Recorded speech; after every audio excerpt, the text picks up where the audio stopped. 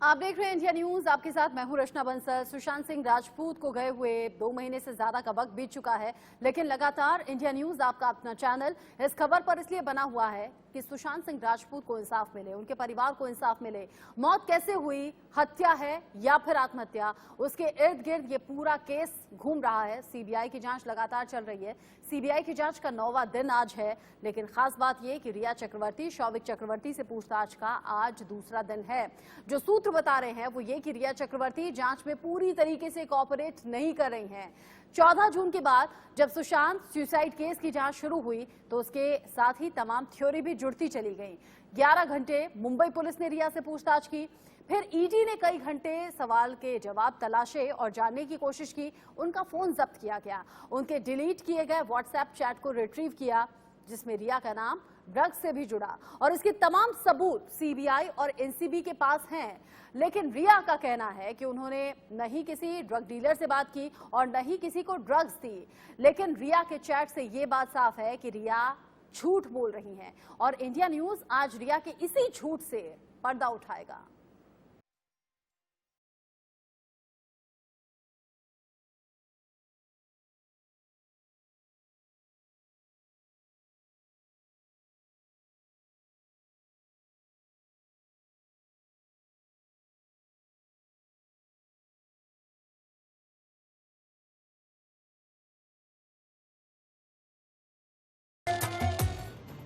Sushant case की जांच जैसे जैसे आगे बढ़ रही है वैसे वैसे रिया को समझ आ रहा होगा कि आखिर सच किस चिड़िया का नाम है और कैसे सच की परतें जब खुलती हैं तो आदमी कितने ही झूठ क्यों ना बोल ले, सच जमीन फाड़ कर बाहर आ जाता है।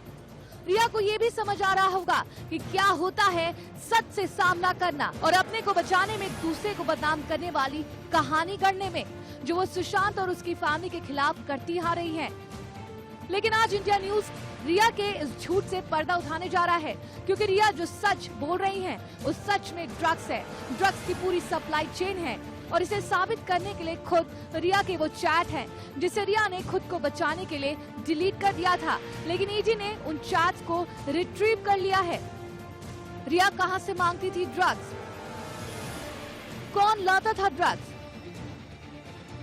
कौन कौन लेता था ड्रग्स, सुशांत को चुपके से दे देती थी ड्रग्स।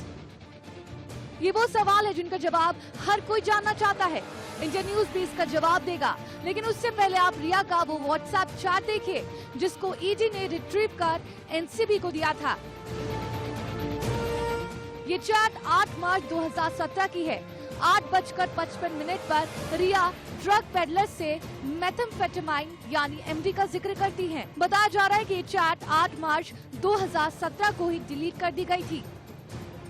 चैट में रिया ड्रग डीलर गौरव आर्य से पूछती हैं, तुम्हारे पास एमडी है? यह एमडी का मतलब ड्रग एमडीएमए से है, जिसे काफी स्ट्रॉन्ग माना जाता है।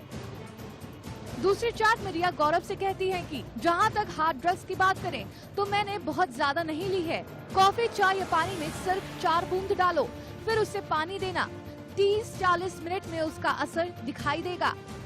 जैसे ही चैट सामने आया, रिया ने एक निजी चैनल को दिए इंटरव्यू में खुद को साफ बताया और कहा कि मुझ पर लगे ड्रग्स से जुड़े सारे आरोप गलत हैं और निराधार हैं। मैंने कभी ड्रग्स नहीं लिए और मैं टेस्ट के लिए तैयार हूँ। ये आरोप गलत है जिसका मैं खंडन करती हूँ। रिया, क्या कहा आपने? आपने कभी भी ड्रग्स नहीं लिया और आप किसी भी टेस्ट के लिए तैयार हैं। लेकिन अब जो आपके फोन की चैट सामने आई है वो आपकी पोल खोलने के लिए काफी है। इंडिया न्यूज के हाथ रिया की एक और चैट लगी जिसमें उन्हें ड्रग्स के लिए चैट करते हुए देखा गया। रिया अब अपने ड्रग नेटवर्क से बच नहीं सकती, क्योंकि सीबीआई के सामने ईडी की दी हुई सारी डिटेल है। रिया के व्हाट्सएप से भेजे गए 100 से ज्यादा मैसेजेस हैं। इसमें सबसे ताज़ा है रिया का एक ग्रुप चैट जिसमें नई ड्रग्स और नए किरदार के नाम सामने आए हैं। 21 जुलाई से 14 अगस्त 2019 के इस चैट में रिया कहती हैं, इस ग्रुप चैट में रिया ने डूबी की डिमांड की है, जो ड्रग का स्लैंग नाम है। इस ग्रुप चैट में सैमुअल मिरांडा, अशोक और सिद्धार्थ पिठानी तो है ही, एक आयुष नाम के शख्स का भी पता चला है। चैट में पहले रिया को ड्रग्स लेने के लिए बुलाया जाता है। इसके जवाब में रिया ने लिखा, घर में नहीं हूँ, थोड़ी देर बाद आऊंगी। वापस लौटते हुए रिया ने लिखा, क्या ड्रग्स बची है? उसका जवाब आता है हाँ बची है, आपके लिए रोल कर रहे हैं।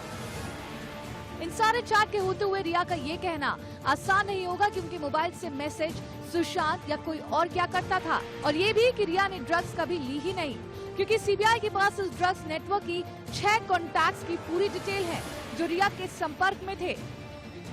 इस चैट से ये बात तो साफ है कि रिया ड्रग्स लिया करती थी और वो सुशांत को ड्रग्स दिया भी करती थी। ये बात उनके पुराने चैट से साफ है। पहले पुराना चैट एक बार फिर से देखिए।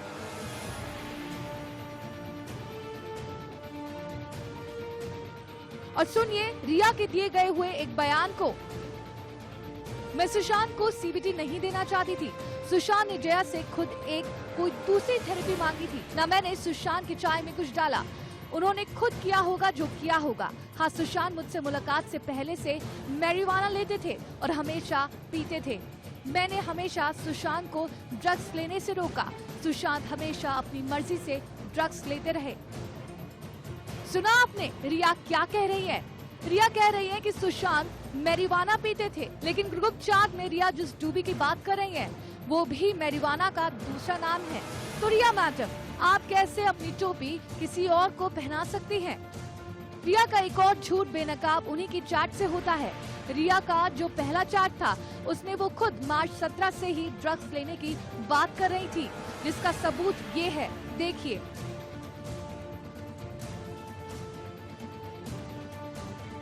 यानी ये वो वक्त है जब रिया सुशांत के साथ आई भी नहीं थी और ना ही उनके प्यार में थी, लेकिन तब से रिया ड्रग्स ले रही है और ये चैट रिया की पोल खोलने के लिए काफी है। और फिर भी रिया नेशनल टेलीविजन पर ये गाती फिर रही है कि सुशांत ड्रग्स लेते थे। वाह रे रिया मैडम, आपके झूठ का भी जवाब नहीं। निष्ठा के साथ स्वाति मिश्रा और वर्षा राय, इंडिया न्यूज। आप देख रहे हैं सुशांत केस में रोज एक के बाद एक नए खुलासे हो रहे हैं। इस बीच इंडिया न्यूज पर एक्सक्लूसिव बातचीत में सुब्रमण्यम स्वामी ने संदीप सिंह के दुबई कनेक्शन को लेकर सवाल खड़े कर दिए हैं। कि दबाव ज्यादा है, वो ज्यादा दिलचस्पी है मुझे देखने में। दबाव तो सबके थे, और बम्बई में तो जो पैसे वाले हैं, जो काला धन की सफेद करते हैं, सफेद को काला धन करते हैं, जो दुबई से मदद लेते हैं, ये सारे एक साथ पुलिस की जो अधिकारी होते हैं सब मिले हुए हैं। सिर्फ इतना ही नहीं, सुब्रमण्यम स्वामी ने जोर देकर कहा कि सुशांत की मौत के पीछे संदीप सिंह ही असली मास्टरमाइंड है। गाड़ी में चलते हैं जो दाऊद के साथ काम करने वाला संदीप सिंह, वो बैठ कर जाता है, पहले झूठ बोलता है कि मैं तो बहुत निकट था, परंतु 10 महीने से उसने एक फोन कॉल उनके साथ नहीं हुई। जब ये बार आया तो कहा हाँ, ये गोलमोल फिर बोलने लगे। वो चले गए एम्बुलेंस में, और एम्बुलेंस में पहुंचने के बाद जो ऑटोप्सी तुरंत शुरू होनी चाहिए थी वो नहीं हुई, क्योंकि एक डॉक्टर ने कह दिया है कि मुझे हम लोगों को पुलिस से आग्रह आया कि इसको अभी जल्दी मत करो, तो उन्होंने 12 घंटे इसको लेट किया।